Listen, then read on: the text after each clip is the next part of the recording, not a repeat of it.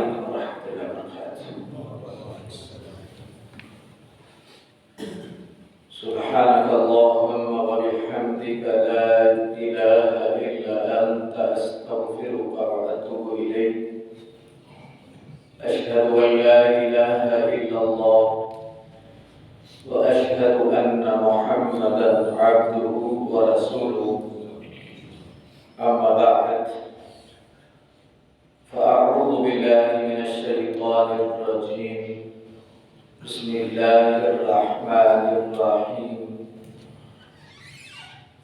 والذين يؤمنون بما أنزل إليك وما أنزل من قبلك وبالآخرة هم يوقنون.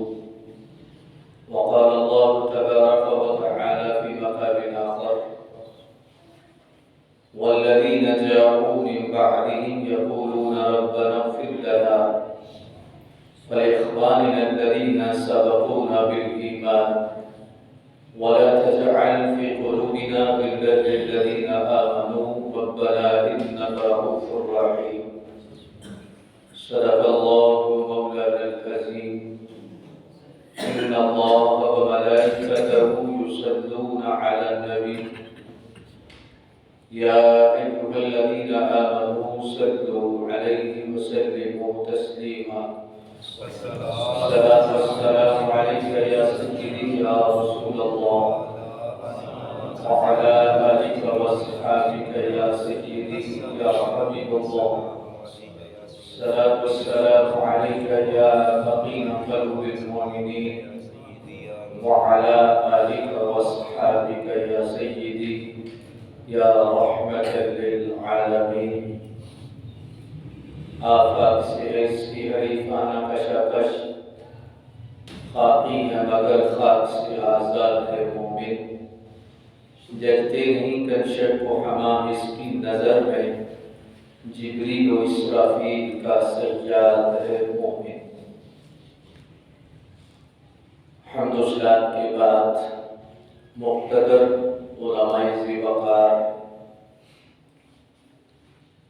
حاضرین و سامعین مکرم، بالخصوص زینت العلماء، فخر اہل سنت، عظیم عالم دین، عظیم اسکالر حضرت علامہ مولانا مفتی عثمان حیدر صاحب شرفی دامت برکاتہ العالیہ القدسیہ، خطیب جامع مسجد حاضہ، مخلص فی اللہ، یادگار اسلاف، صدیق کی عظیم روحانی درگاہ استانہ شرف شریف کے فیض یافتہ و خلیفہ حضرت قبلہ حاجی شیخ محمد حنیف صاحب دامت برکاتہ العالیہ القدسیہ، دیگر سٹیج پر مقتدر معظم شخصیات، اللہ تبارک و تعالی ہماری حاضری کا ایک ایک لمحہ اپنی بارگاہ میں قبول و منظور فرمائے. عقیدہ ختم نبوت پر اس چوکیداری کو اللہ تبارک و تعالی شرف قبولیت سے مالا مال فرمائے. عقیدہ ختم نبوت کا پرچار کرنے والی سوچیں انہیں ڈائریکٹ گنبد خضرا سے فیضان نصیب ہوتا ہے. ان کی پشتوں پر حضور کا دست رحمت ہوتا ہے. جس شخص کو بھی عقیدہ ختم نبوت کے لیے اللہ تبارک و تعالیٰ نے چنا ہے اور وہ شخص کسی حوالہ سے بھی کوشش و کاوش میں لگا رہتا ہے، اس شخص کو اللہ اس کے رسول صلی اللہ علیہ وسلم کی بارگاہ سے خاص فیضان نصیب ہوتا ہے. مسجد کے منتظمین، علامہ صاحب قبلہ اور دیگر حضرات، آپ سب مبارکباد کے مستحق ہیں کہ اس سارے ثواب کی اس روح پرور مجلس کو آپ نے عقیدہ ختم نبوت کے دسترخوان میں لپیٹا ہے. یقیناً یہ نشست اللہ کی بارگاہ میں شرف قبولیت اختیار کریں گی اور جن محرومین کے لیے ہم دعائیں کریں گے اور اس سارے ثواب کا ہم اہتمام کر رہے ہیں ان کے لیے بھی اللہ یقیناً ختم نبوت کی برکت سے ان کی قبول کو منور فرمائے۔ میری دعا رہی ہے کہ جتنے لوگوں کے شیخ صاحب کے والدین یا دیگر جتنے لوگوں کی لواحقین جن سے یہ ختم پاک منسوب ہے، اللہ ان کی قبروں پہ کروڑ رحمتوں کا نزول فرمائے۔ عقیدہ ختم نبوت اور اولیاء کرام کی عزت و عظمت کے حوالے سے چند باتیں مختصر وقت میں آپ کے سامنے رکھنے کی کوشش کریں گے۔ اللہ تبارک و تعالی جل وجہ الکریم کلمات الحق جاری فرمائے۔ عقیدہ ختم نبوت، نظریہ ختم نبوت یا اسلامی جو بھی عقائد ہیں، اس اعتبار سے ایک بات ضرور ذہن میں رکھیں کہ عقیدے کی اہمیت اسی طرح ہے اس نظام اسلام کے اندر جس طرح جسم کے اندر روح کی حیثیت ہے، اور روح اگر موجود ہے تو جسم کی قدر و قیمت ہے اور اس کے سارے سلسلے، اور جو ہی روح رخصت ہوتی ہے پھر اس جسم کو زیادہ دیر سامنے نہیں رکھا جاتا بلکہ سپرد خاک کر دیا جاتا ہے۔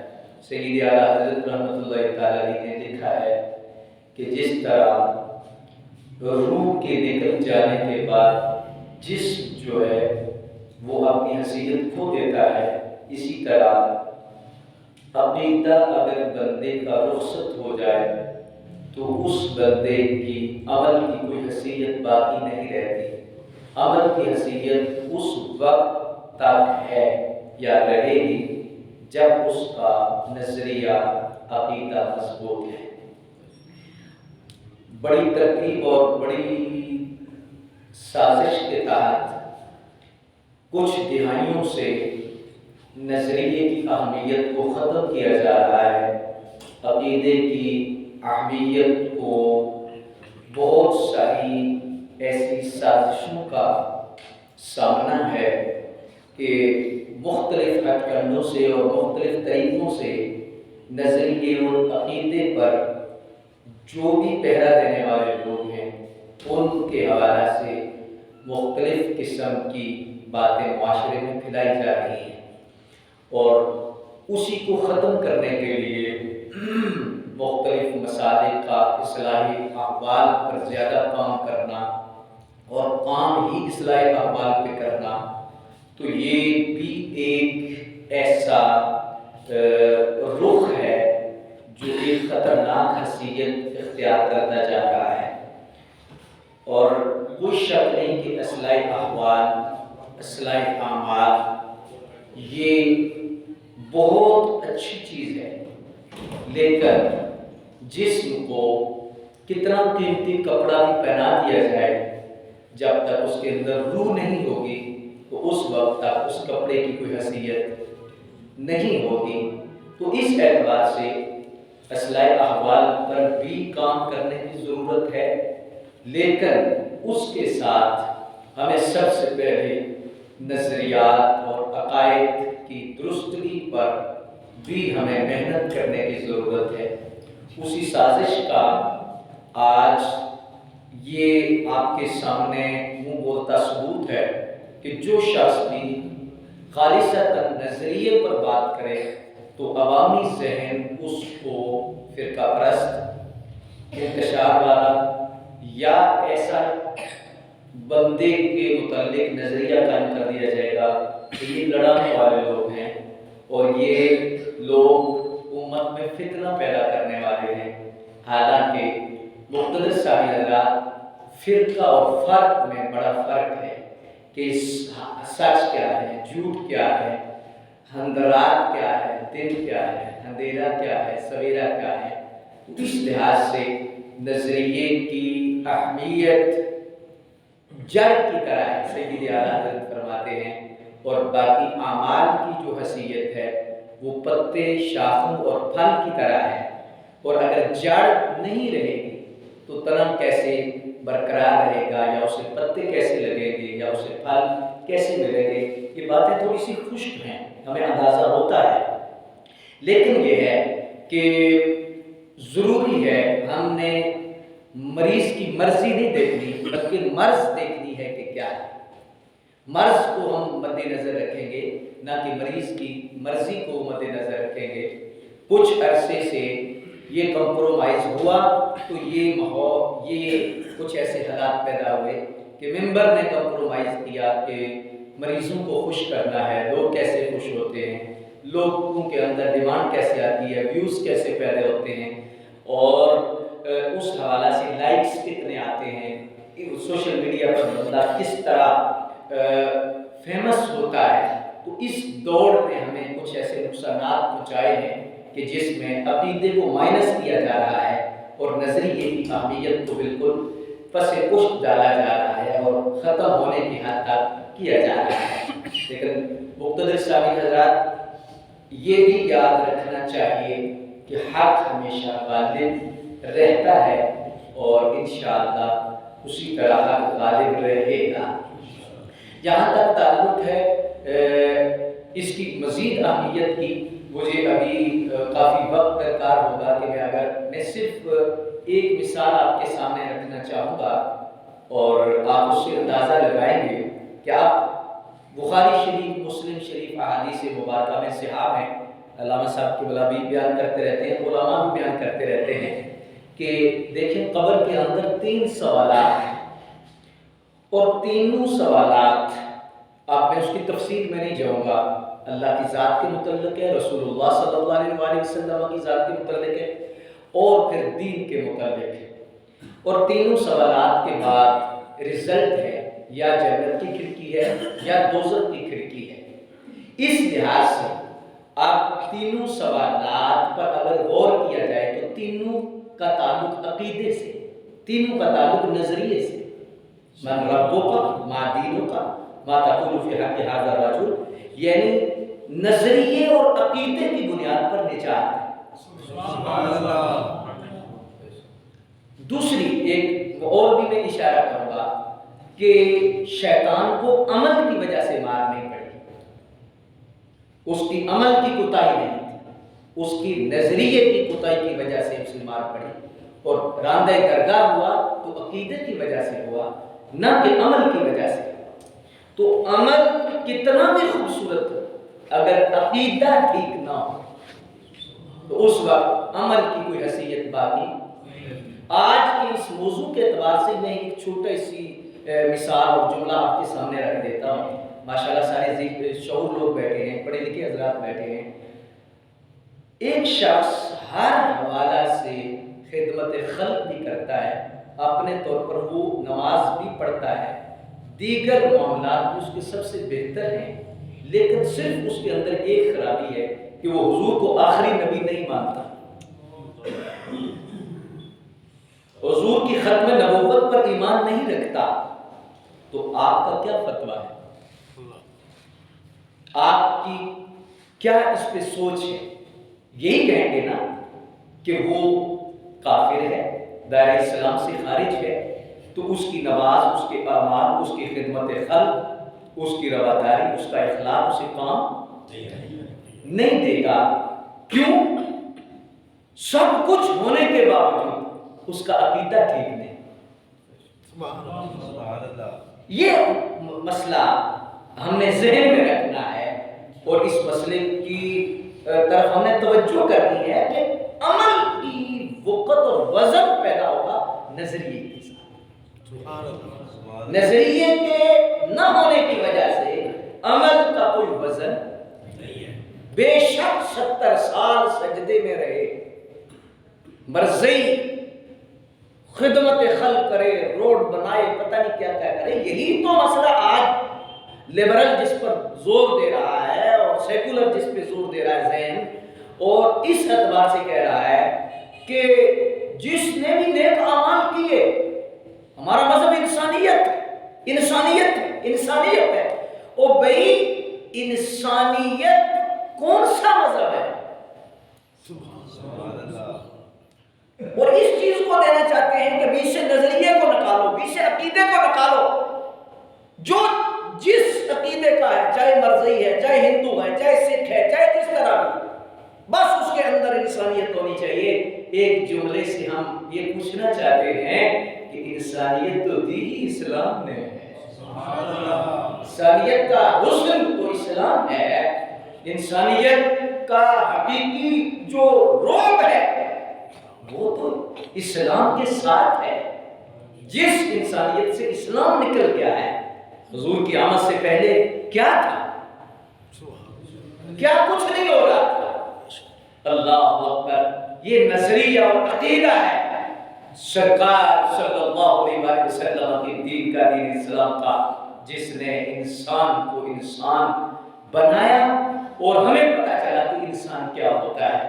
تو اس لحاظ سے مقتدر سامعین حضرات، اس بات کی طرف بھی آج ہم نے دھیان دینا ہے اور اس پہ کوشش کرنی ہے.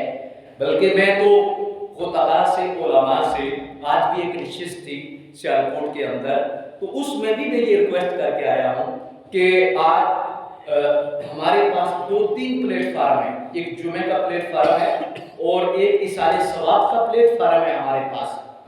اور اس پلیٹ فارم پر ہم کم از کم 10 یا 15 منٹ نظریے پر لگائیں، عقیدے پر لگائیں، اور بالخصوص عقیدہ ختم نبوت پر ہمیں ضرور لوگوں کو اس بات کی طرف دھیان دینے کو کہنا چاہیے کہ عقیدہ ختم نبوت کتنا ضروری ہے اور مجموعی طور پر نظریے کی کتنی ضرورت ہے، عقیدے کی کتنی اہمیت ہے اور عقیدہ کتنا ضروری ہے اسلام کے اندر.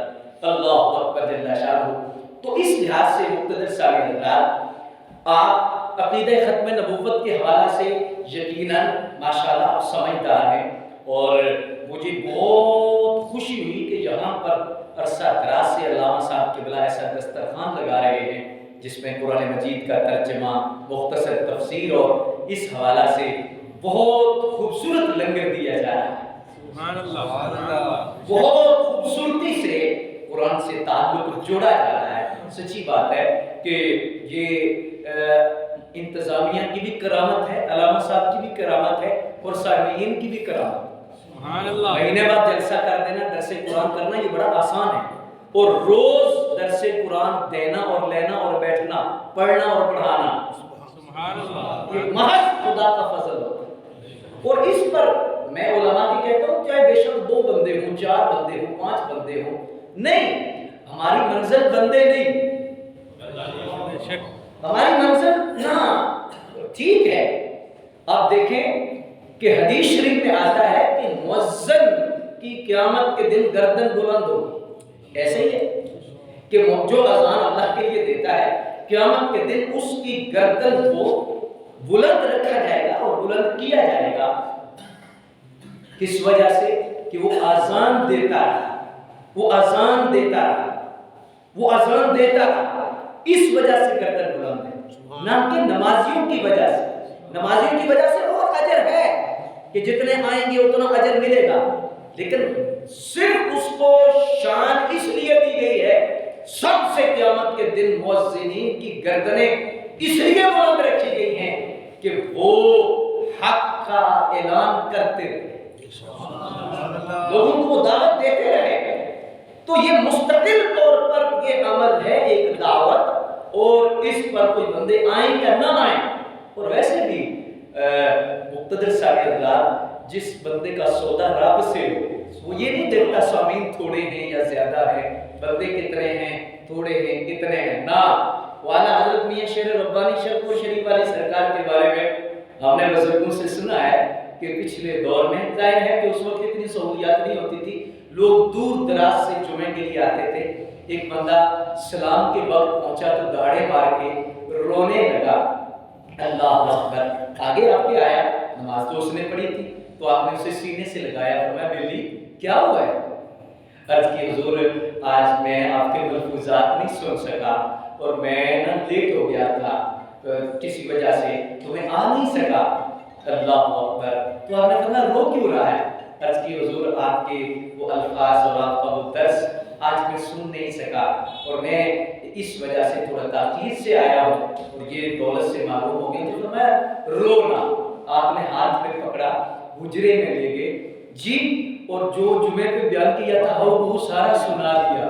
بڑا شرمندہ ہو کے کہنے لگا کہ حضرت آپ نے سارا بیان مجھے سنا دیا ہے اور بعض لوگ انتظار کر رہے ہیں۔ فرمایا بیلی، ہم نے جمعے پہ بھی اللہ کی رضا کے لیے سنایا تھا، تجھے بھی اللہ کی رضا کے لیے۔ سبحان اللہ۔ ہمارے قائدین اور ہمارے اسلاف وہ لوگ ہیں کہ جنہوں نے اس نہج پر کام کیا ہے، تو اس لحاظ سے پھر آج وہ میلے، وہ رونقیں اور وہ چمک آج موجود ہے، اور یہ ان لوگوں کا سچی بات اخلاص ہے۔ حضرت بابا سماسی رحمت اللہ تعالی علیہ، حضور مجدد پاک اعلیٰ حضرت شرف پور شریف والی سرکار، یہ داتا صاحب، خواجہ صاحب، یہ ان لوگوں کا اخلاص ہے کہ آج اتنی چمک ہے، اتنا نور ہے، اور یہ سارے کا سارا آج میلہ لگا ہوا ہے، اور لوگوں کے اندر عشق رسول کے جو چراغ ہیں ان کے اخلاص کی برکت سے جل رہے ہیں۔ تو اس لحاظ سے مقتدر صاحب اللہ، یہ نظریے کی اہمیت اور اس پر کام کرنے کی آتش ضرورت ہے، پہلی گزارشات میں تو یہ ہیں۔ دوسرے نمبر پر عقیدہ ختم نبوت کے حوالہ سے اور نظریے ختم نبوت کے حوالہ سے، تو آپ اس لحاظ سے دو چار باتیں آپ ذہن میں رکھیں۔ اللہ اکبر، یہاں تک تو دلائل کا تعلق ہے، جو آج یہ قرآن شریف موجود ہے، یہ عقیدہ ختم نبوت کی سب سے بڑی دلیل ہے۔ نظریہ ختم نبوت کی سب سے بڑی دلیل ہے۔ علامہ راضی نے، علامہ صاحب جانتے ہیں، لکھا ہے اللہ اکبر کہ نفس وحی کے اعتبار سے تورات، زبور، انجیل، صحف موسیٰ، صحف ابراہیم، یہ سارے کے سارے جو ہے وہ برابر ہیں وحی کے اعتبار سے کہ یہ کلام اللہ ہے۔ انجیل بھی اللہ کا کلام، تورات بھی، زبور بھی اللہ کا کلام، اور وہ صحائف جو موسیٰ علیہ السلام کے تھے یا ابراہیم علیہ السلام، وہ بھی وحی کے اعتبار سے کلام اللہ کا تھا۔ لیکن فرماتے ہیں کہ یہ بھی کلام اللہ کا ہے، کلام ہونے کے اعتبار سے تو برابر ہے، یہ اللہ کا کلام ہے۔ تو اب اللہ نے اس کلام کی حفاظت کا ذمہ اپنی ذات پر اور ذمہ کرم پر کیوں لیا؟ کیا وجہ ہے کہ اللہ تبارک و تعالیٰ نے اس کی حفاظت خود فرمائی؟ خود اللہ تبارک و تعالیٰ کی ذات نے فرمایا کہ ہم نے ہی یہ نازل کیا، اِنَّا نَحْنُ نَزَّلْنَا الذِّكْرَ وَإِنَّا لَهُ لَحَافِظُونَ۔ اللہ اکبر، یہ آیت بچوں کو یاد ہے۔ کیوں حفاظت کا ذمہ خود لیا؟ حالانکہ نفس کلام میں تو تورات بھی اللہ کا کلام ہے، زبور بھی اللہ کا کلام ہے، اور دیگر جو وحی ہے وہ اللہ کا کلام ہے، اس کی حفاظت نہیں فرمائی، اور اس کی خود فرما رہے ہیں۔ کیا وجہ ہے؟ ہزاروں حکمتیں ہیں، لیکن امام راضی کہتے ہیں ایک حکمت یہ ہے کہ پہلی جب وحی آئی اللہ اکبر جل شانہ، تو اس کے بعد نبوت کا دروازہ بند نہیں تھا۔ اگر تغیر و تبدل ہوتا تو فرمایا نبی کے بعد نبی نے آنا تھا، نبوت کا دروازہ بند نہیں تھا، نبی آ کے درست کر لے گا، نبی آ کے اس چیز کی بہتری کر لے گا۔ کلام میں کوئی تغیر و تبدل ہوتا تو اگلی جو کلام ہے اس کو بہتر کر دے گی، اور امت کی رہنمائی کے لیے وہ اگر بعد میں آنے والا کلام اس کے لیے کافی ہوگا۔ تو اس لیے پہلی جو وحی تھی اس کی حفاظت نہ کی گئی، اور قرآن اس وحی کی حفاظت اس لیے کی گئی کہ فرمایا کہ اس کا تعلق عقیدہ ختم نبوت سے تھا کہ پہلے تو کسی نبی نے آنا تھا، لیکن یہ جس سینے پر اتری ہے ان کے بعد کوئی نبی نے آنا نہیں۔ سبحان اللہ، کوئی نبی تشریف لانے والا نہیں ہے، تو لہذا فرمایا کہ اس کی حفاظت کا ذمہ خود لیا ہے۔ اور اس پر صوفیاء نے ایک کلام لکھا ہے، اور صوفیاء نے ایک اور بات بڑی مفسرین نے بڑی گہری کی ہے۔ آپ فرماتے ہیں کہ دیکھو اس امت میں ہمارے جو ادلہ اربع ہیں، دلائل کی دنیا میں 4 دلائل ہیں کسی بھی حوالہ سے، قرآن، حدیث اجماع کیا ادلہ اربع. اب فرمایا دیکھیے کہ یہ جو اجماع ہے یہ کسی امت کو نہیں دیا گیا. پہلے کسی امت کو اجماع نہیں دیا گیا. آدم علیہ السلام سے لے کر حضرت عیسیٰ علیہ السلام تک جتنے بھی نبی ہیں ان کی امتیں ہیں ان کو اجماع نہیں دیا گیا کہ وہ علماء کا گروہ جو نبی کے وارث ہوں اور وہ اکٹھے ہو کے فیصلہ کر دے تو فیصلہ نبی کا. کسی امت میں یہ اس کو شرط نہیں ملا کہ علماء کا گروہ اکٹھا ہو, علماء اکٹھے ہو کر فیصلہ کریں تو وہ فیصلہ نبی کا فیصلہ ہے. کیوں؟ فرمایا کہ اگر امت گمراہ ہوگی یا بعد میں گمراہی آ گئی تو نبوت کا دروازہ کھلا ہے. نبی اگر درست کریں گے کوئی ضرورت نہیں اجماع کی, لیکن جب آگے آخری نبی ختم نبوت کے تاجدار تشریف لائے, اللہ اکبر جل شانہ, تو فرمایا اب نبوت کا دروازہ بند ہے. تو اب پہلی تو یہ دو چیزیں فرمائی. ایک تو فرمایا کہ میری امت میں شرک نہیں ہوگا, اور دوسرے نمبر پر فرمایا کہ لن تجتمع, میری امت ہرگز جمع نہیں ہو سکتی علی الضلال, گمراہی پر. دو چیزیں سرکار نے واضح فرمائی کہ گمراہی پر جمع نہیں ہوگی. کیوں کہ فرمایا اب کوئی مسئلہ ہوگا تو اگر انہیں قرآن سے نہیں ملے گا, ملنے کی بات ہے, نہ ہونے کی بات نہیں, حدیث سے نہیں ملے گا تو اب کیا ہوگا کہ فرمایا وہ نبی کے ورثاء, امت کے علماء اکٹھے ہو کر فیصلہ کریں گے. تو جب وہ فیصلہ کریں گے تو جو فیصلہ ان کا ہوگا وہ فیصلہ نبوت کا فیصلہ ہوگا. نعرہ تکبیر, نعرہ رسالت, تاجدار ختم نبوت, تاجدار ختم نبوت. اجماع اس لیے دیا گیا کہ وہ علماء کا اکٹھا ہونا یہ نبوت کا فیصلہ اس لیے ٹھہرایا گیا. پہلے کیوں نہیں دیا گیا کہ نبی نے آنا تھا, نبی کے بعد نبی آئیں گے, دروازہ کھلا تھا, لیکن ادھر آخری نبی ہے, اب نبی نے آنا نہیں, نبوت کا سوال ہی پیدا نہیں ہو سکتا. تو اب اگر کوئی ایسا مسئلہ بنے تو امت کے علماء حضور کے وارث اکٹھے ہو جائیں اور اکٹھے ہو کے جو فیصلہ کریں گے اور فیصلہ فرمائیں گے وہ فیصلہ نبوت کا ہی فیصلہ ہوگا, وہ فیصلہ قرآن کا ہی فیصلہ ہوگا, وہ فیصلہ حدیث کا ہی فیصلہ ہوگا. تو یہ شرط کوئی چھوٹا شرط نہیں, اجماع تھا, اور یہ اس لیے دیا گیا کہ مسئلہ ختم نبوت کی وجہ سے, عقیدہ ختم نبوت کے تحفظ کی وجہ سے, اور اس وجہ سے دیا گیا کہ اب کسی نبی نے نہیں آنا. کہ اور دوسرے نمبر پر سرکار نے فرمایا کہ اب میری امت میں شرک نہیں ہوگا. آخری جو خطبہ حضور نے ارشاد فرمایا, اور اس کے بعد اجتماعی خطبہ سرکار نے نہیں دیا, اور شہداء احد کے مزارات کے پاس آپ نے منبر لگوایا. بخاری شریف میں پوری تفصیل موجود ہے, اور اس صحاح میں آپ مختلف ترک سے یہ چیز پڑھ سکتے ہیں کہ سرکار نے شہداء احد کے پاس مزارات کے پاس منبر لگایا اور ایک ایجنڈے پہ بات کی. حدیث بڑی طویل ہے جس میں سرکار نے اپنے علوم کا ذکر کیا کہ اللہ نے مجھے کون سے خزانے دیے ہیں, مجھے کیا کیا اللہ نے عطا فرمائے ہیں, خزانوں کی چابیاں دی ہیں. اور سرکار نے یہ کیوں فرمایا, آخر پر یہ ایجنڈا بیان کرنا تھا کہ فرمایا کہ اللہ تشرکوا بعدی, اب تم میرے بعد شرک نہیں کرو گے, شرک نہیں کرو گے. اللہ اکبر, یہ مجھے خوف نہیں کہ تم میرے بعد شرک کرو گے.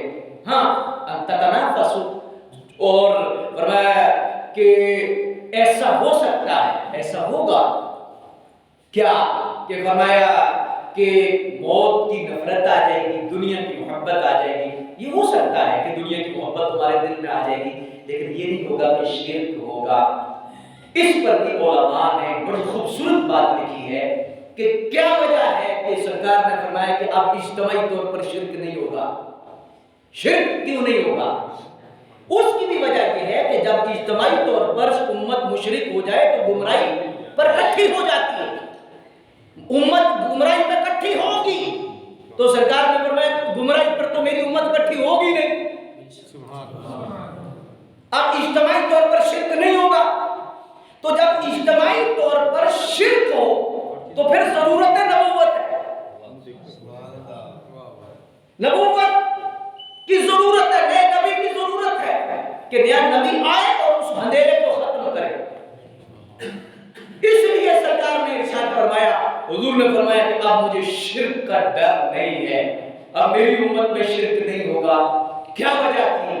گویا سرکار اعلان فرما رہے تھے کہ اب قیامت تک شرک نہیں ہوگا. حضور وجہ کیا ہے؟ فرمایا نہ قیامت تک شرک ہوگا نہ نیا نبی آئے. نبی آ ہی نہیں سکتا. میں اس موقع پر یہ بات بھی آپ کے سامنے محبت سے عرض کرنا چاہوں گا اور آپ ایک پیغام دل میں رکھیں اور بڑی حکمت عملی سے اور اچھے طریقے سے آگے پیغام پہنچائیں. میں بہت سارے اہل حدیث لوگ ہیں یا دیوبند کے لوگ ہیں یا اس مکتبہ فکر کے لوگ ہیں, ہم کسی حوالے سے بعض دفعہ کسی نشست میں جب اکٹھے ہوتے ہیں تو میں نے 2-4 مرتبہ یہ ان سے کہا ہے اور ان کے جو علماء ہیں ان سے بات کی ہے. ان سے میں نے کی ہے کہ یہ جو ہر بات پہ شرک کا فتویٰ ہے کہ شرک ہو گیا, شرک ہو گیا, شرک ہو گیا, یہ مرضی کو فائدہ دے رہا ہے, یہ امت کو فائدہ نہیں دے رہا. کہ کھڑے ہو گئے ہیں تو شرک ہو گیا ہے, انگوٹھے چوم لیے تو شرک ہو گیا ہے, سلام پڑھ لیا تو شرک ہو گیا ہے. یعنی جتنی بھی معمولات اہل سنت ہیں اگر اس میں شرک کا فتویٰ لگائیں تو بہت سارے نقصان ہیں. ان میں پہلا نقصان کیا ہے کہ 80% اہل سنت و جماعت ہیں, اور اگر شرک اس چیز کو مانا جائے تو پھر 80% امت مشرک ہوئی, تو پھر ماننا پڑے گا کہ 80% امت گمراہ ہے. تو جب 80% مشرک ہے تو پھر ضرورت نبوت ہے. اور یہ مرضی چاہتا ہے, مرضی کو نہیں فائدہ کہ گمراہی ہو گئی ہے, شرک ہو گیا, شرک ہو گیا, شرک ہو گیا, لہذا نیا نبی مانو. نئے نبی کی ضرورت ہے, نبی ہی اس اندھیرے کو ختم کر سکتا ہے. تو میں نے ان سے کہا کہ یہ جو بیانیہ ہے شرک کا, یہ مرضی کو فائدہ دیتا ہے, امت کے لیے نقصان دہ کہ شرک ہو گیا ہے, شرک ہو گیا ہے, شرک ہو گیا ہے. تو اب جب شرک ہو گیا ہے تو پھر اگلا مسئلہ آپ خود دیکھیں کہ کتنی نزاکت ہے اس میں اور کتنا نازک مسئلہ ہے. اور دوسرے نمبر پر اگر یہ بھی سوچا جائے کہ جب سرکار مطمئن ہے امت پر کہ شرک نہیں ہوگا اجتماعی طور پر, حضور مطمئن ہے, اطمینان فرما رہے ہیں اور سرکار فرما رہے ہیں کہ اب مجھے ڈر نہیں کہ میری امت شرک کرے گی. اللہ اکبر جل شانہ. تو اس لحاظ سے مقتدر صاحب حضرات, اور اس پر ایک اور بات بھی علامہ علوسی نے دی اور شاہ عبدالعزیز دباغ نے قبلہ لکھی ہے. اللہ اکبر, صوفیانہ طرز کے یہ بندے ہیں اور کیا خوبصورت آپ نے شاہ عبدالعزیز دباغ کو اس پے کا بتایا کہ امی ولی تھے لیکن بڑے بڑے محدثین آپ کے سند حدیث لیتے اور آپ اس مقام پر بھی فائز تھے. اللہ اکبر. بعض دفعہ کوئی آ کے پوچھتا کہ یہ حدیث صحیح ہے تو آپ فرماتے ٹھہر جا, میں ابھی حضور سے پوچھ کے بتا چاہتا. ابریز والے شاہ عبدالعزیز دباغ رحمۃ اللہ تعالی آپ فرماتے ہیں یہ کیوں سرکار نے فرمایا کہ شرک نہیں ہوگا, یہ کیوں فرمایا؟ آپ فرماتے ہیں اس میں ایک خاص راز ہے, اور راز کیا ہے کہ شرک تب امت میں اجتماعی طور پر ہوتا ہے جب نبی کی توجہ امت سے ہٹ جائے. نبی کی توجہ امت سے ہٹے گی تو فرمایا پھر اجتماعی طور پر شرک ہوگا. اور دلیل آپ نے دی ہے حضرت موسیٰ علیہ السلام کی کہ 40 دن توجہ اللہ کی طرف رہی, امت سے توجہ ہٹی. ذات الہی کی طرف توجہ رہی اور پھر امت سے ہٹی تو 40 دن بھی نہ نکالے امت مشرک ہوگی. اللہ اکبر جل شانہ. تو اس اعتبار سے شاہ صاحب نے ایک جملہ لکھا ہے اور ایک جملہ ہی اگر ہمارے دل میں اتر گیا تو ہمارے آنے کا مقصد پورا ہو جائے گا, وجدانی کیفیت طاری ہوگی. جن کے دل میں یہ لنگر پہنچ گیا, شاہ صاحب فرماتے ہیں کہ حضور نے فرمایا کہ اب شرک نہیں ہوگا. کیوں؟ فرمایا قیامت تک شرک نہیں ہوگا. حیاتی خیر لکم و وفاتی خیر لکم, میرا صحیح طور پر موجود رہنا بھی خیر ہے اور زمین کے اندر چلے جانا بھی خیر ہے. تو اب شرک نہیں ہوگا. وجہ کیا ہے؟ شاہ صاحب لکھتے ہیں, شاہ عبدالعزیز دباغ فرمایا اس لیے کہ فرمایا قیامت تک شرک نہیں ہوگا. میں گنبد خضرا میں لیٹ کر بھی ہر لمحہ توجہ امت کی طرف رکھا. میری توجہ امت کی طرف موجود ہے، ایک لمحے کے لیے بھی توجہ میری ہٹے گی نہیں، تو جب توجہ نہیں ہٹے گی روشنی آ رہی ہوگی، اندھیرا ہوگا نہیں۔ اس لیے مقتدر سامنے حضرات اللہ تبارک و تعالی جل وعلا کریم کے پیارے محبوب صلی اللہ علیہ وآلہ وسلم نے فرمایا، اور میں اکثر ایک بات عرض کرتا ہوں ذہن میں آ گئی ہے تو میں مزید ایک اشارے میں لنگر دینا چاہتا ہوں، یہ جو میلاد شریف کا خوشی اور جشن ہے نا، یہ بھی عقیدہ ختم نبوت پر پہرا ہے، اور ختم نبوت کے حوالہ سے اتنی بڑی کوشش ہے میلاد کی خوشی کہ آپ سوچ نہیں سکتے۔ سبحان اللہ۔ کیسے کہ مرزئی کے لیے جگہ بنے گی، کیسے کہ جب ہم ان کو یہ تصور کریں کہ وہ آئے تھے، وہ موجود تھے اور 12 کو چلے گئے، تو پھر یہ سیٹ خالی ہو جائے گی، سیٹ خالی ہوگی۔ اسی لیے کلمہ شریف میں ہم جب ترجمہ کرتے ہیں تو ہر مشرق و مذہب کا بندہ کیا ترجمہ کرتا ہے؟ اللہ کے سوا کوئی معبود نہیں، محمد اللہ کے رسول ہیں۔ شیخ صاحب کے والدین جن کے لیے آج ختم ہے، انجینئر صاحب کے والد جن کا آج ختم شریف ہے، اللہ وہ تھے۔ علامہ صاحب کے بلا ہمارے ڈاکٹر ہیں، بڑے لائق ترین لوگوں میں سے ہیں، پڑھے لکھے ہیں، ان کے والد محترم کا انتقال اس دن ہوا جس دن آپ کی دستار بندی تھی، تو ان کی والدہ ہیں، ان کے والد تھے۔ یہ جو تھے کا لفظ ہے نا، یہ ایک غم کا تصور دیتا ہے، اور ہیں کا تصور ایک خوشی کا تصور دیتا ہے۔ سبحان اللہ۔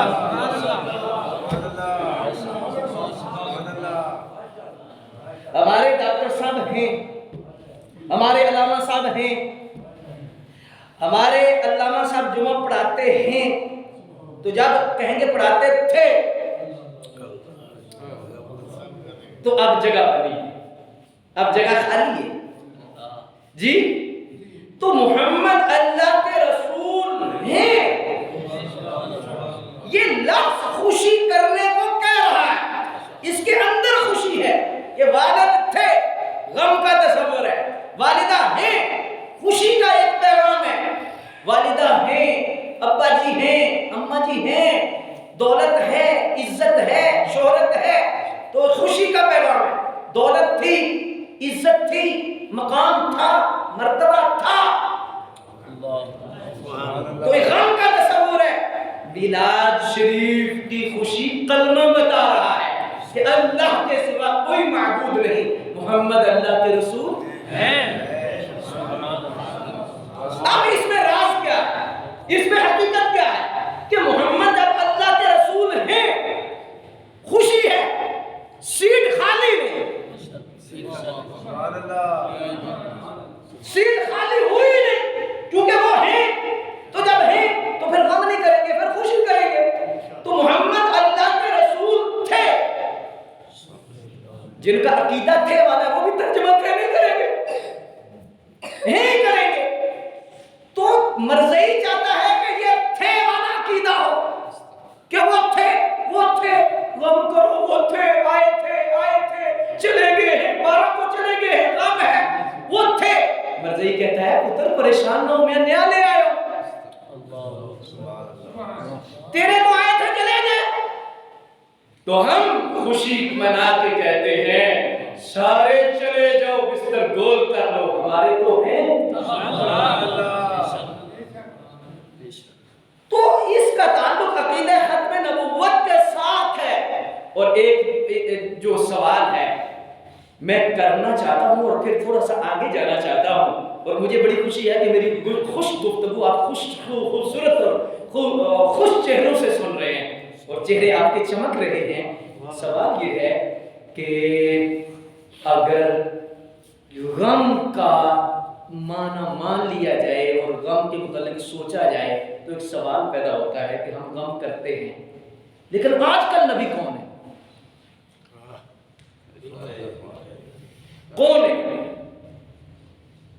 غم تو اس کا کیا جاتا ہے نا، شاہ عبدالعزیز دبا کہتے ہیں جو نعمت چلی جائے، نعمت تو چلی گئی، غم کیا، لیکن آج کون ہے؟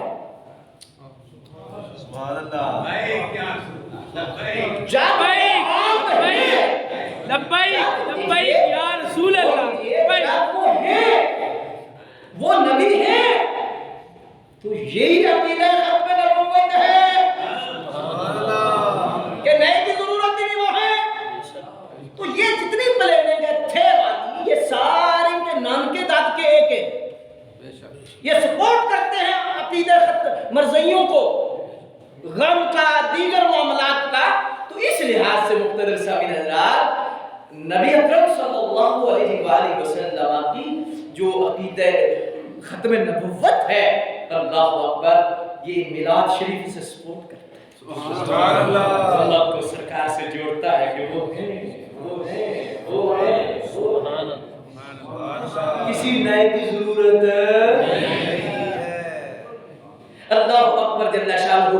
تو اس لحاظ سے مقتدر سامعین حضرات، ختم نبوت کے حوالہ سے تو بے شمار دلائل ہیں۔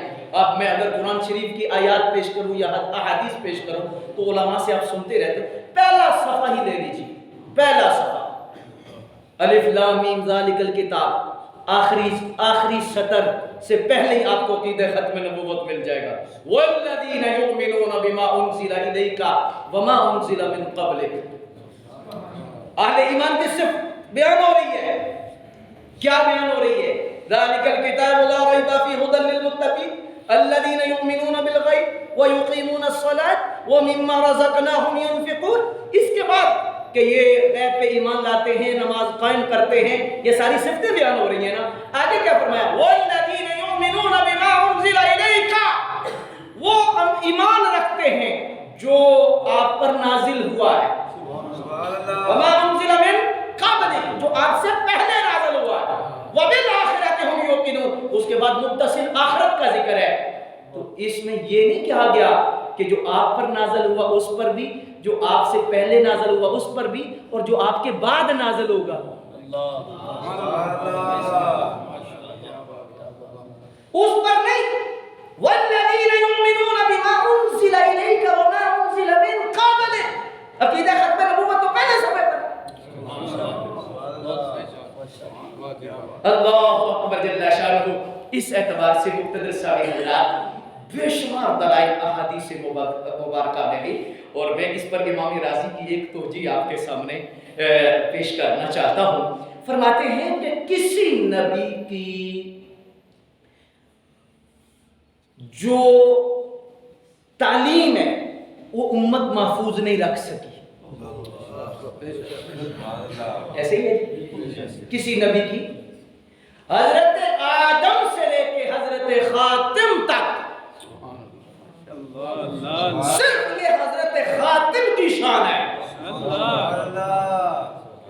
کہ آپ کی تعلیم، آپ کا سونا محفوظ ہے، آپ کا بولنا محفوظ ہے، آپ کا مسکرانا محفوظ ہے، آپ کا اٹھنا محفوظ ہے، آپ کے ناخنوں کا کاٹنا محفوظ ہے، آپ کا بول کا انداز، آپ کا دایاں قدم آگے رکھنا، پیچھے رکھنا، مسجد میں جانا، مسجد میں آنا، ہر چیز امت میں محفوظ ہے۔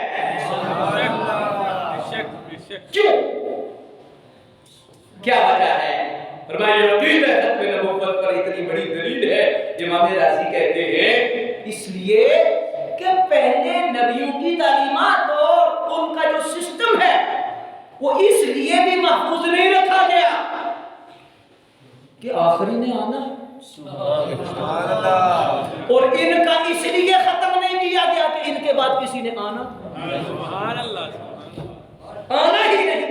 اور اس پر مقتدر سامعین حضرات، ویسے تو ہمارے علماء منع کرتے ہیں کہ عوامی مجمع میں حدیث شریف کے حوالہ سے ضعیف نہیں کہنا چاہیے یا اس طرح کے لفظ، کیونکہ عوام سمجھتی نہیں تو پھر اس طرح کے مسائل پیدا ہوتے ہیں۔ لیکن میں جس شیخ سے سمجھانا چاہتا ہوں، انشاءاللہ تبارک و تعالیٰ آپ کے ذہن شریف کے اندر یہ بات ضرور جائے گی۔ یہ حدیث کی قسمیں کیوں ہیں؟ یہ حدیث کی قسمیں کیوں ہیں؟ اللہ اکبر، کہ مرفوع ہے، مقطوع ہے، متصل ہے، معلق ہے، معدل ہے، منقطع ہے، منقطع بمعنی عکس ہے، مضرب ہے، شاذ ہے، منکر ہے، ذیلی ذاتی ہے، ذیلی غیری ہے، حسن ذاتی ہے، حسن غیری ہے، غریب ہے، عزیز ہے، مشہور ہے، متواتر ہے، قولی ہے، فعلی ہے، یہ حدیث کی قسمیں کیوں ہیں؟ فرمایا اس لیے کہ نفس کلام میں تو حضور کے کلام کو کوئی کمزور نہیں کہہ سکتا، حضور کی حدیث کو، حضور کے جو جملے ہو سکے وہ کمزور ہے تو کافر ہو جائے گا۔ یہ راویوں پر بحث ہے کہ مجھ سے علامہ صاحب نے سنا، علامہ صاحب سے ڈاکٹر صاحب نے سنا، ڈاکٹر صاحب سے حاجی صاحب نے سنا، ان سے انہوں نے سنا، انہوں سے انہوں نے سنا، آپ نے کہاں سے سنا؟ میں نے امام اعظم ابو حنیفہ سے سنا۔ آپ نے کہاں سنا؟ عبداللہ ابن مسعود سے سنا۔ آپ نے کس سے سنا؟ میں نے حضور سے سنا۔ سبحان اللہ۔ یہ جو بیچ میں یہ چین ہے راویوں کی، ان پر بحث ہے کہ یہ کیسا تھا، یہ کیسا تھا۔ اس امت نے اتنی محنت کی ہے ایک ایک حدیث سننے کے لیے، اور بیچ میں واسطے ختم کرنے کے لیے بھی 3 مہینے کا سفر کیا، 3 مہینے کا سفر کیا۔ کیوں؟ امام راضی کہتے ہیں کہ اس لیے کہ راویوں پر بحث کرتے ہوئے یہ فرمایا پھر حدیث کی قسمیں اس امت نے بنائی ہے۔ یہ مسئلہ ختم نبوت تھا، یہ عقیدہ ختم نبوت کا تحفظ تھا کہ حضور علیہ السلام کے ہر قول میں اتنا چھنا لگایا، اتنی تحقیق کی، اللہ اکبر جل شانہ، کہ یہ بندہ جو حدیث بیان کر رہا ہے یہ کیسا ہے، اس کا قول کیسا ہے، اس کا فعل کیسا ہے، اچھا یہ ایسا ہے، یہ ایسا ہے، یہ ایسا ہے، اچھا حدیث تو بیان کر رہا ہے، اس کو اس درجے میں رکھو، اس کو اس درجے میں رکھو، اس کو اس درجے میں رکھو، اس کو اس درجے میں رکھو، یہ مرفوع ہے، یہ مقطوع ہے، یہ متصل ہے، یہ معلق ہے، یہ معدل ہے، یہ منقطع ہے، یہ منقطع بمعنی احسن ہے، یہ مطلب ہے، یہ شاذ ہے، یہ منکر ہے، یہ صحیح ذاتی ہے، یہ صحیح غیری ہے، یہ حسن ذاتی ہے، یہ حسن غیری ہے، اچھا یہ غریب ہے، یہ عزیز ہے، یہ مشہور ہے، یہ متواتر ہے، یہ قولی ہے، فعلی ہے، تقریری ہے۔ سبحان اللہ۔ مسئلہ کہ آخری نبی کے بعد کسی نبی نے آنا نہیں، اس لیے اس امت نے اتنی محنت کی ہے کہ حضور کا ہر لفظ محفوظ ہے، حضور کا ہر لفظ امت نے محفوظ کیا ہے، اور اس پر باقاعدہ سندیں موجود ہیں۔ ایک جو حدیث ہے کہ یہ سرکار نے فرمایا کہ نماز دین کا ستون ہے، قسم اللہ کی، علامہ صاحب بیان کرتے ہیں کہ علامہ صاحب کے پاس کتاب ہوگی، کتاب کے اندر سارے راوی وہاں سے لے کر سرکار تک موجود ہوں گے۔ ایک حدیث ہے نا، صلاۃ عماد الدین، اتنی اتھینٹک ہے ہماری اس امت کے پاس، ریکارڈ اتنا ہے، اتنا ریکارڈ ہے۔ اسماء الرجال کو پڑھ کے دیکھیے کہ اس امت نے اتنی محنت کی، وجہ کیا ہے؟ عقیدہ ختم نبوت۔ سبحان اللہ۔ عقیدہ ختم نبوت کے تحفظ کی وجہ سے یہ سارا سلسلہ ہوا۔ مقتدر سامعین حضرات، اس پر میں ایک یہ بات آگے بھی بیان ہو سکتی ہے، لیکن اب ہم نے نماز بھی ادا کرنی ہے اور پھر اس نشست کو ہم نے اختتام بھی کرنا ہے، لیکن میں اس انداز میں یہ عرض کرنا چاہتا ہوں کہ دیکھیں کہ ہاتھ بھی ایک عضو ہے، آنکھ بھی عضو ہے، کان بھی عضو ہے، زبان بھی عضو ہے، جسم سارے میں کان کی بھی حیثیت ہے، آنکھ بھی حیثیت ہے، زبان کی بھی حیثیت ہے، لیکن دل کی کیا حیثیت ہے؟ کیا حیثیت ہے؟ رئیس الاعضاء ہے۔ تو جس طرح جسم میں دل کی حیثیت ہے، سادہ لفظوں میں کہہ رہا ہوں، اس طرح عقائد میں عقیدہ ختم نبوت کی حیثیت ہے۔ تاجدار ختم نبوت زندہ باد، تاجدار ختم نبوت زندہ باد، تاجدار ختم معصومیت زندہ باد، زندہ باد۔ اللہ اکبر جل شانہ۔ مقتدر سامعین حضرات، اس اعتبار سے اور یہ بھی یاد رکھیں، میں اس پر زیادہ کلام تو نہیں کر سکوں گا لیکن اشارہ کروں گا، ہم صرف قادیانیوں کے لیے عقیدہ ختم نبوت بیان نہیں کرتے۔ سبحان اللہ۔ اب حیران ہو گئے، قادیانی تو ایک رستے میں سپیڈ بریکر ہے، کب آئے؟ لیکن عقیدہ ختم نبوت قادیانیوں کی وجہ سے نہیں، شروع سے لے کر اس امت نے اس عقیدے پہ پہلا دیا ہے، اس کے سہارے اعظم صدیق اکبر۔ سبحان اللہ، اللہ اکبر جل شانہ۔ اور اس پر مقتدر سامعین حضرات، آج میرا دل تھا، میرے پاس حضرت بابا سماسی رحمۃ اللہ تعالی علیہ کے حوالہ سے بھی کچھ ایسی باتیں ہیں اور ان کے جو راز ہیں جو آپ نے امت کو عطا فرمائے ہیں، لیکن عقیدہ ختم نبوت کی وضاحت کے حوالے سے 45 منٹ گزر گئے، میں 5 منٹ اس حوالہ سے لے کر پھر ہم دعا کرتے ہیں اور پھر اذان ہوگی، سنتے پڑھیں گے، پھر ہم پورے 7 بجے جماعت کریں گے۔ اللہ اکبر جل شانہ۔ اس انداز میں یاد رکھیں کہ یہ جتنے اولیاء ہیں، آج حضرت بابا صاحب کا ذکر ہے، کہاں انڈیا،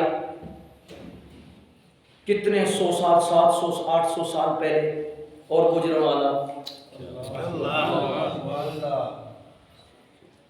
مولانا روم نے یہاں ایک جملہ لکھا ہے، علامہ صاحب کی بلا مولانا روم نے فرمایا ہے، بات تھوڑی سی گہری ہے، لیکن جب آپ ظاہر ہے کہ لوگ بھی گہرے بیٹھے ہیں، بڑے گہرے لوگ ہیں، علمی لوگ آپ بیٹھے ہیں، تو مولانا روم نے ایک جملہ کہا ہے، آپ فرماتے ہیں کہ یہ کیوں اللہ کے ولیوں کا ذکر ہے، اتنی شان ہے، اتنی عظمت ہے، امت کے اندر ہزار سال پہلے جو درویش چلے گئے ہیں، لیکن آج بھی ان کا حضور مجدد صاحب کا ذکر ہے، دادا صاحب کا ذکر ہے، بابا فرید کا ذکر ہے۔ فرمائیے کیوں ہے، کیا وجہ ہے؟ ہاں جی، تو جملہ آپ نے ایک بڑا گہرا لکھا، آپ فرماتے ہیں ہائے ہائے ہائے، آپ فرماتے ہیں جس نے بھی رب کو تلاش کیا پھر زمانے نے اسے تلاش کیا، جس نے بھی رب کو تلاش کیا زمانے نے،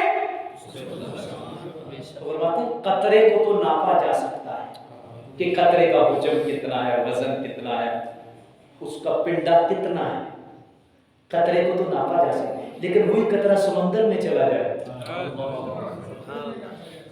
تو کوئی ناپ سکتا ہے، کوئی تول سکتا ہے؟ فرمایا بندہ تو بندہ ہی تھا، لیکن جب معرفت کے دریا میں چلا گیا کوئی ناپ سکتا ہے، کوئی تول سکتا ہے۔ اور پھر اگلی بات بھی مولانا روم نے ایک کہی، آئے ہائے ہائے، آپ کے آج سننے کا انداز بڑا مجھے پسند آیا، اور آپ کا ذوق اور آپ کی جو محبتیں یاد رکھنے کے قابل ہیں۔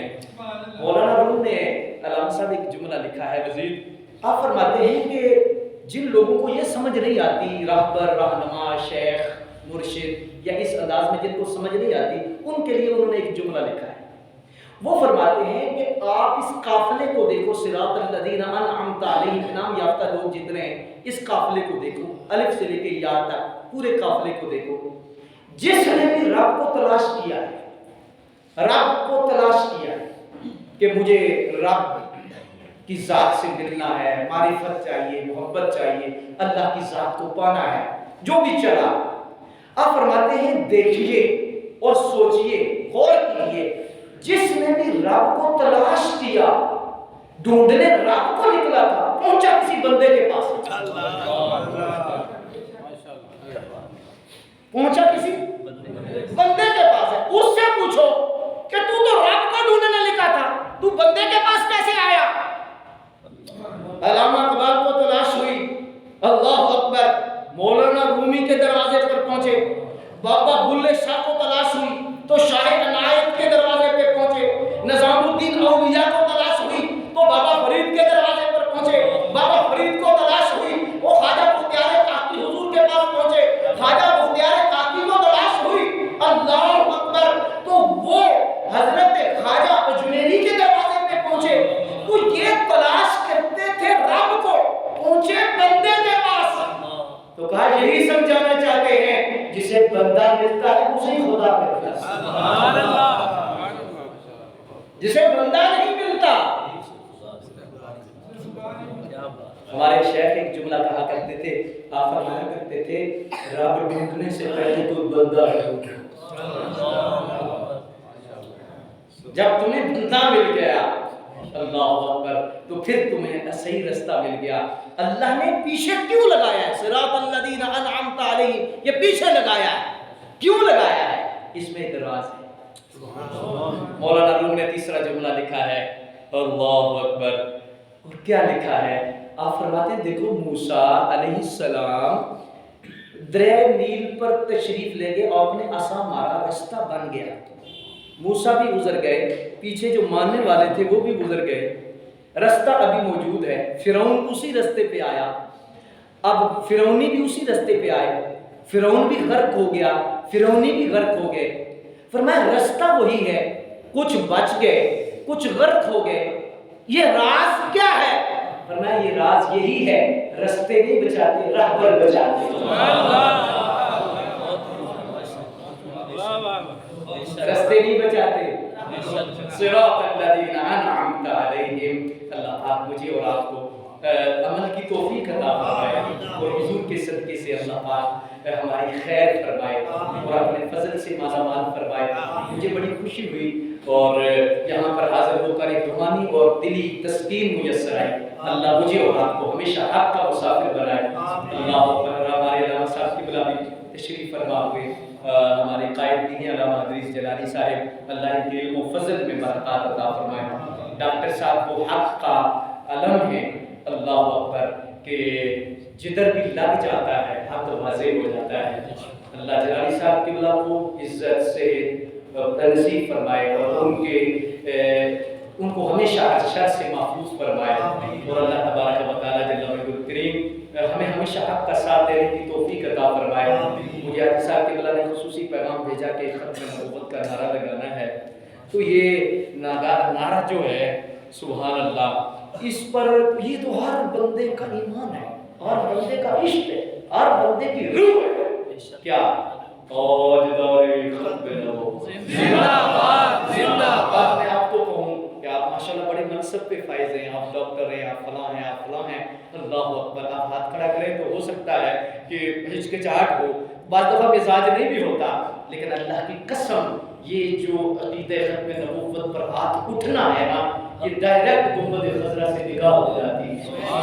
تاجدار ختم نبوت زندہ باد، زندہ باد، تاجدار ختم نبوت زندہ باد، زندہ خدا سے شاد، جامع عشق نبی آباد، سب کا نعرہ سب کی یاد، ختم نبوت زندہ باد، ختم نبوت زندہ باد۔ ان کا دم اسلام ہمارا، ان کا دم پیغام ہمارا، ان کے نام سے نام ہمارا، وہ ہے ایمان کی بنیاد، ختم نبوت زندہ باد، ختم نبوت زندہ باد، ختم نبوت زندہ باد۔ ایک میں ہی نہیں، علی صاحب ہی نہیں، علامہ صاحب کے بلا نہیں، ڈاکٹر صاحب کے بلا نہیں، یہ علماء ہی نہیں، یہ ممتاز شخصیات ہی نہیں، ان کے جام میں سب مستان ہیں۔